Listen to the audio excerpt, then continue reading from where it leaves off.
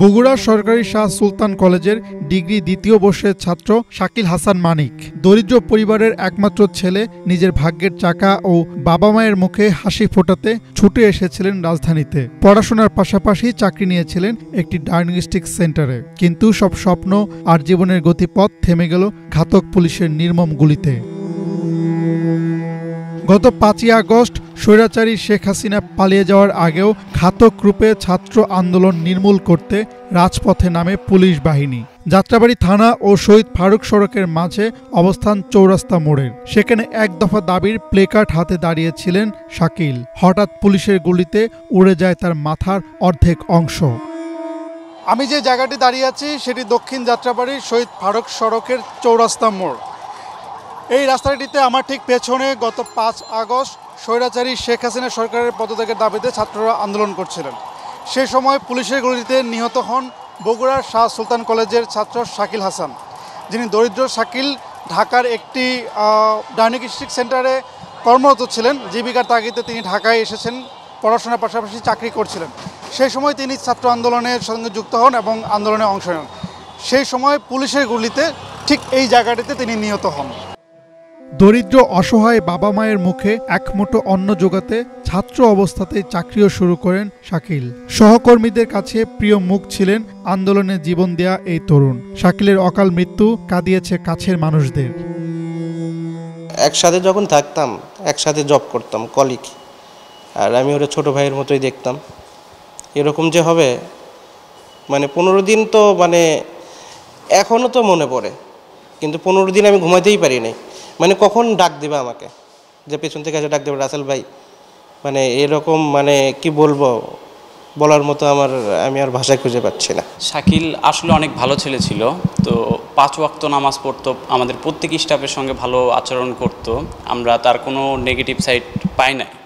ও এতটাই ভালো ছিল যে ডাক্তার অনেক আফসোস করছে, কান্নাও করেছে। আমরা উপরে থেকে 5 তলা থেকে দুজনে একসাথে নামছে খাওয়া দাওয়া করে। আপনার 2:30টার দিকে আমরা 5 তলা থেকে নামে পপুলারের সামনে গেছি। পপুলারের সামনে যায় আপনার ওখান থেকে চৌরাস্তায় গেছি, যে আমার হাত ধরছি। চাই আপনি দেখি ওখানে অনেক লোকজন আন্দোলন করতেছে, আপনি চিল্লাচিল্লি সেনাবাহিনীর গাড়ি। পরে আমি বললাম ওদিক যায় না, ফস করে কোনো দুর্ঘটনা ঘটতে পারে। পরে ওই করছে না, আমি একটা ভিডিও করি। পরে এমনিতে ওদিক আগে গেছে, যায় আনতার পরে আমি ওকে রাখে আমি চলে গেছি। পরে আমি একটু সাইড দিকে চলে গেছি। একটু পরে আমাদের একটা কলিগ ফোন দিছে, দিয়ে বলতেছেন গুলি লাগছে, লাগে মারা গেছে। যেভাবে মারা গেছে আমরা সবাই প্রতিষ্ঠানে ওর পরে কেন সিম্পিতি এবং খারাপ লাগার বোধ ছিল। আসলে প্রতিষ্ঠানে কিছু লোক থাকে যাদের ব্যবহার আচরণে আপনি সবসময় মুগ্ধ থাকবেন, তো ওরকম একজন ব্যক্তি ছিল। ওর যে আচার আচরণ, বিহেভিয়ার, আমরা মুগ্ধ ছিলাম। ওর ডাক্তাররাও ওর জন্য খুব কান্নাকাটি করছে। আর ওর মৃত্যুটা খুব মর্মান্তিক। একমাত্র ছেলেকে হারিয়ে দিশেহারা বগুড়ার গাবতলী উপজেলার নাডুয়ামালা ইউনিয়নের বাহাদুরপুর গ্রামের মুখলিসুর রহমান। শাকিলের শোকে পাগল প্রায় হয়ে গেছেন তার মা ও একমাত্র বোন। ভাই আমার লাখে 10টা, সেই সুন্দর দেখতে, কি বলবে। আমরা নিজেও ভাবিনি যে আমার ভাই আমাদের দেশের জন্য জীবন দিয়ে ময়নার মাথা মনে করেন যে একবারে শেষ করে দিছে। খালি কছে ও মা কয়ে ওখানে পড়ে ওখানেই মারা গেছে। এই পরিস্থিতি এ করবি, আমার বাবা আমার বুক শূন্য, কি পাগলের মতো খায় না, ইটি বস থাকে এখনই কান্দাকাটি করে কোমরে পরিস্থিতি কোন দিকে গেল। সংসারে মেরুদণ্ডে তো আমার ওই ছেলে মারা যাওয়ার পরে আমি তো আর তো চলার মতো কোনো আমার নাই, পথ নাই। এখন আমি কি করি, আজকের দিনে ওই চিন্তা ভাবনা করি। আজকে আমার স্বপ্ন ভাঙ্গে শেষ হয়ে গেল, এখন আমি কি করব, আমি তো চিন্তা ভাবনা করে পাচ্ছি না।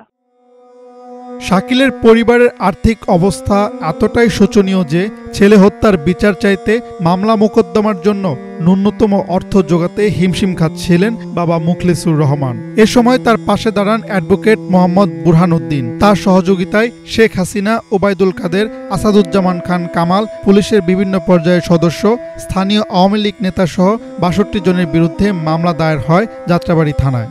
এই মৃত ছেলেটির বাবা বগুড়া থাকতেন, অত্যন্ত দরিদ্র পরিবার, একেবারে নিম্ন আয়ের পরিবার। ছেলেটি মেধাবী ছিল, নামাজি ছিল, আর এখানে একটা চাকরি করতে এই মিলে মোটামুটি অগ্রসর হচ্ছিল জীবন তাদের সুখকর করার জন্য পরিবারের। তার বাবা পরবর্তীতে খোঁজখবর নিয়ে যখন জানলেন যে তার একমাত্র ছেলে এই পুলিশের গুলিতে স্বৈর শাসক হাসিনার নিয়ন্ত্রিত বাহিনী দ্বারা আক্রান্ত এবং নিহত হয়েছে। সে এখানে এসে খোঁজখবর নিয়ে এই মামলাটি দায়ের করেন।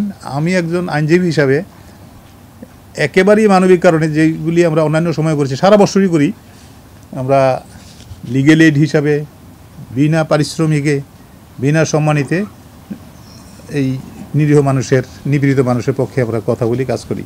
সেই ধারাবাহিকতাটাই তিনি হয়তো কোনো মাধ্যমে সংবাদ পেয়েছেন আমার কাছে সম্পর্কে, আসলে পরে এই মামলাটি আমি তার পক্ষে প্রস্তুত করে দিই এবং এটা থানায়, যাত্রাবাড়ি থানায় এন্ট্রি করা হয়। শাকিলদের মতো তরুণদের রক্তের বিনিময়ে পতন হয়েছে স্বৈরাচারী শেখ হাসিনা সরকারের। দেশকে স্বাধীনতার স্বাদ উপভোগ করাতে বুকের তাজা রক্ত ঢেলে দিয়েছেন অগণিত শাকিলরা। তাদের খুনের ন্যায় বিচার হবে কিনা সেটি এখন সময়ের অপেক্ষা। হাসনাত জুবায়ের, বাংলা ভিশন, ঢাকা।